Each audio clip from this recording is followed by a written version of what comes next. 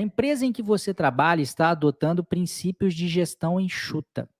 Uma auditoria interna trimestral é realizada para verificar se os projetos estão aderindo a esses princípios. Na última auditoria, os auditores notaram que você está entregando o mais rápido possível, mas decidindo o mais tarde possível.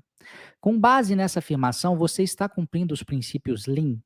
Então, gestão enxuta e Lean, gente, é a mesma coisa, tá? Enxuta é a tradução do português aí para Lean, né? O Lean que foi muito badalado e surgiu, né, na Toyota e está em voga novamente. Se a gente for pensar, os próprios métodos ágeis, eles são derivados da gestão Lean, né?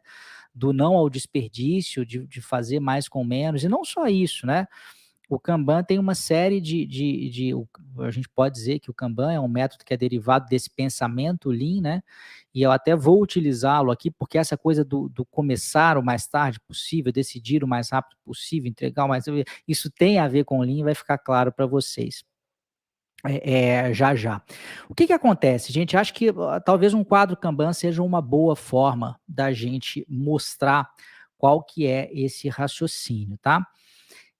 O que acontece? Se a gente vai utilizar, por exemplo, se a gente vai, vamos supor que a gente vai tratar um projeto da forma tradicional. O que acontece num projeto na sua forma tradicional? Eu vou primeiro identificar todos os requisitos daquele projeto, eu vou desenvolver todos aqueles requisitos, eu vou colocar aquilo no papel, vou pegar uma assinatura e depois, só depois que eu tiver muita certeza disso, que eu passo para a próxima etapa.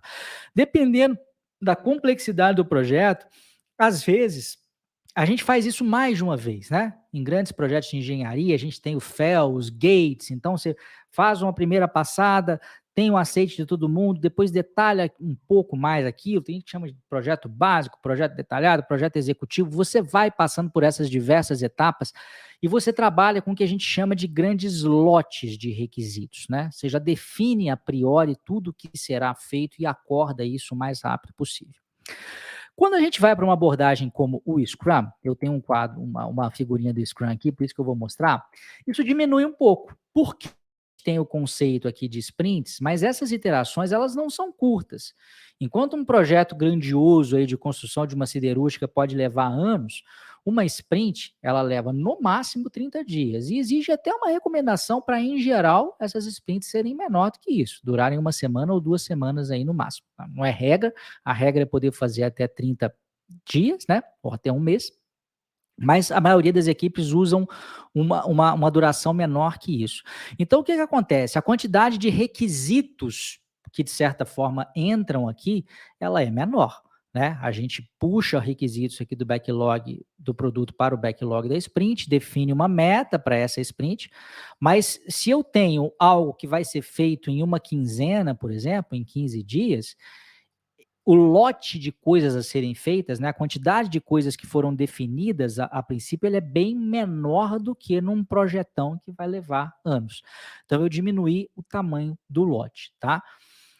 Quando a gente vem para o Kanban, isso é diminuído na última unidade possível, em especial se esses nossos cartõezinhos representarem requisitos que não são muito grandes. O que acontece? Se eu for utilizar o Kanban puro, eu diria que eu posso dizer até que a gente nem está trabalhando com um projeto, né? Porque o Kanban é um fluxo contínuo de demandas que vão chegando e a gente vai implementando.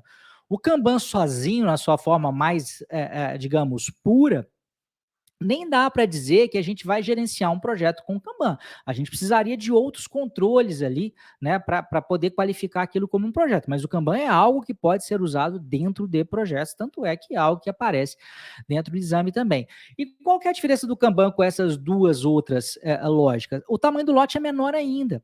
Porque eu posso ter um backlog de coisas aqui, e o backlog do produto, por exemplo, que é aquele que eu mostrei para vocês que estava mais à esquerda, quando eu coloco uma coisa no backlog do produto, eu não me comprometi ainda que eu vou fazer aquilo, né? Aquilo pode ser feito, né?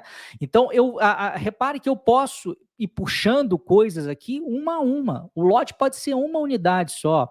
No máximo, e aí a gente ainda tem esses limites de trabalho em progresso aqui, que indicam o máximo de coisas que eu posso fazer ao mesmo tempo, que podem estar ao mesmo tempo nessa etapa. Então, repare que o lote, ele fica menor ainda. E qual que é a consequência disso, gente?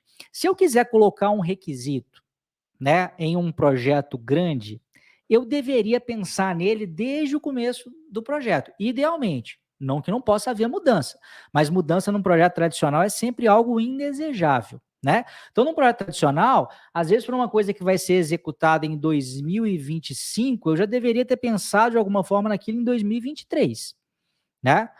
Dentro do Scrum, como a sprint tem 15 dias, ou 20 dias, ou 21 dias, ou 30 dias, eu tenho que pensar com um pouco mais de antecedência, não tanta antecedência quanto no tradicional, mas um pouco mais de antecedência. Agora, com o Kanban, como eu tenho essa flexibilidade, o que pode acontecer? Eu posso decidir no último momento possível. E aí a gente chegou na questão aqui.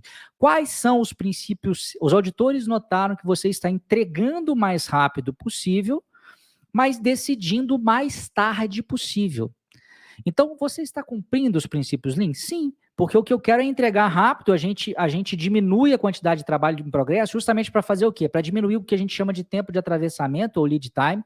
Quanto menos é ótimo, né? Quanto menos coisa eu tenho em progresso, mais rápido um desses itens aqui vão conseguir chegar ao final. Então, mais rápido eu entrego uma unidade. Então, é isso que eu quero. Agora, eu quero poder decidir o mais tarde possível. Então, a resposta correta aqui é sim. E existe, aí é claro, gente, cada mercado é um mercado, cada cenário é um cenário.